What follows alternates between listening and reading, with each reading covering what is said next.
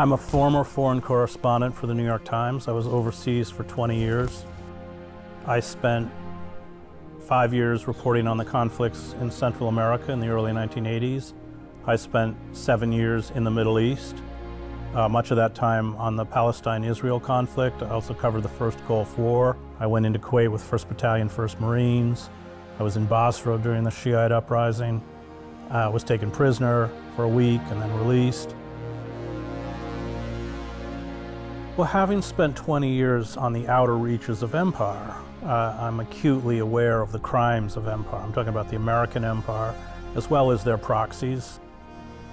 Very hard to come back to the United States after 2 decades and not work as hard as I can to make other Americans aware of what is happening, what the empire is doing, the whole nature of permanent war, and what its consequences are.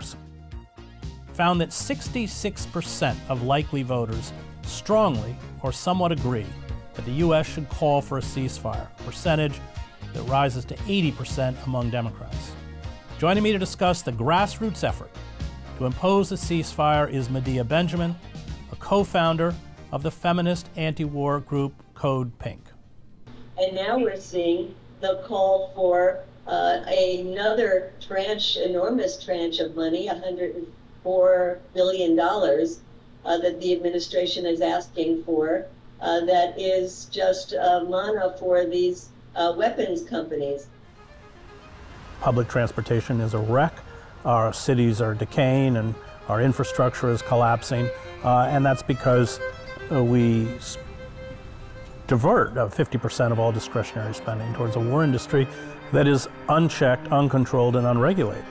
And that is a symptom of late empire. And that is fueling the conflict with Ukraine. It's fueling the aggressive posturing towards China. It's fueling the unchecked orgy of violence against the Palestinians, Yemen, and so, although I've, probably a lonely voice, it's visceral for me.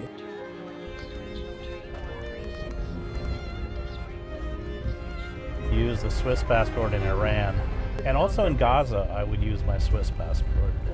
It's just easier than being an American in some places.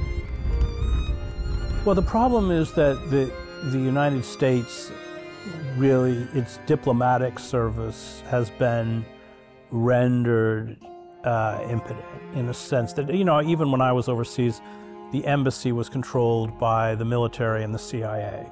And the ambassador often didn't even know what they were doing. The CIA has transformed itself from an intelligence agency into a paramilitary organization. I mean, the only people who truly know war are the people who see it. That we all have the capacity to be the oppressor under the right circumstances. I learned that violence is intoxicating. I've seen people, when they kill in orgies of violence, it's as if they're drunk or high. I learned that war gives meaning to empty lives. I've learned that war is addictive, not just to soldiers, and that's something that I, as a longtime war correspondent, had to struggle with, because you don't fit in anymore to the world not at war. And yet the world at war is a very unhealthy, sick environment. Yet you keep wanting to go back to it. I never done drugs, but I think it's similar to a drug addict, that at least you're back in an environment where other people understand and share your very dark pathology.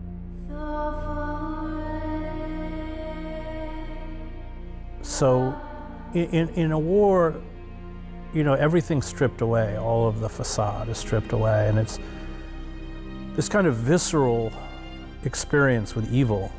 I mean, war is about death. It is the cult of death. It is the celebration of death. Everything about war is about crushing all of those forces that nurture life, familial, social, artistic, political, cultural, everything.